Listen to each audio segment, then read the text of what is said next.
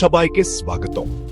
আজকে আমি খুব গুরুত্বপূর্ণ একটা বিষয় নিয়ে কথা বলবো, বিশেষ করে তরুণদের জন্য ভোটার তালিকায় নাম তোলার প্রক্রিয়ার পরিবর্তন। আপনারা কি জানেন, বাংলাদেশে এখন তরুণ ভোটারদের ভোটের অধিকার নিশ্চিত করার জন্য অনেক আলোচনা চলছে।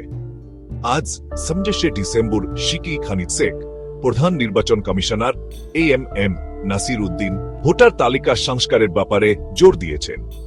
তিনি নির্বাচন সংস্কার কমিশনের প্রধান বদিউল আলম মজুমদারের সাথে এ ব্যাপারে আলোচনা করেছেন। এটা কেন গুরুত্বপূর্ণ? যদি আপনি তরুণ হন এবং ভোট দেওয়ার যোগ্য হন, তাহলে আপনার মত গুরুত্বপূর্ণ।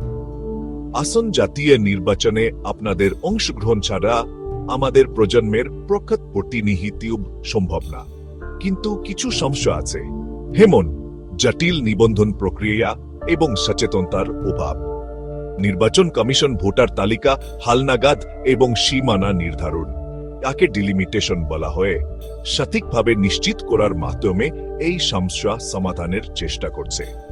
ভাবুন, ভোট দেওয়ার প্রক্রিয়া এত সহজ হে শুধু কয়েকটা ক্লিকেই নাম লেখানো যাবে ল্যাপটপ আর ফিঙ্গারপ্রিন্ট স্ক্যানার ব্যবহার করে। কিন্তু শুধু প্রযুক্তি যথেষ্ট না, সচেতনতা বৃদ্ধির জন্য স্কুল কলেজের সাথে কাজ করতে হবে।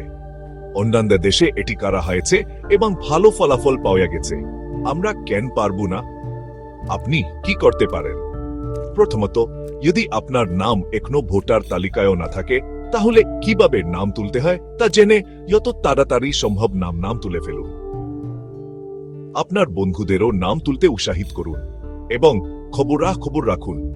প্রতিটি ভোট গুরুত্বপূর্ণ, বিশেষ করে আপনার ভোট। আসুন আমাদের মতামত জানানোর জন্য একসাথে কাজ করি। এই আন্দোলনে যোগ দিন, ভোটার হন এবং আমাদের ভবিষ্যৎ গগনে অংশ নিন। দেখার জন্য ধন্যবাদ, আর লাইক, শেয়ার এবং সাবস্ক্রাইব করতে ভুলবেন না। হ্যাঁ, আপনারা কিভাবে পরিবর্তন আনতে পারেন সেই বিষয়ে আরো আপডেট পেতে পরবর্তী সময় পর্যন্ত সচেতন থাকুন এবং সবাই ভালো থাকবেন।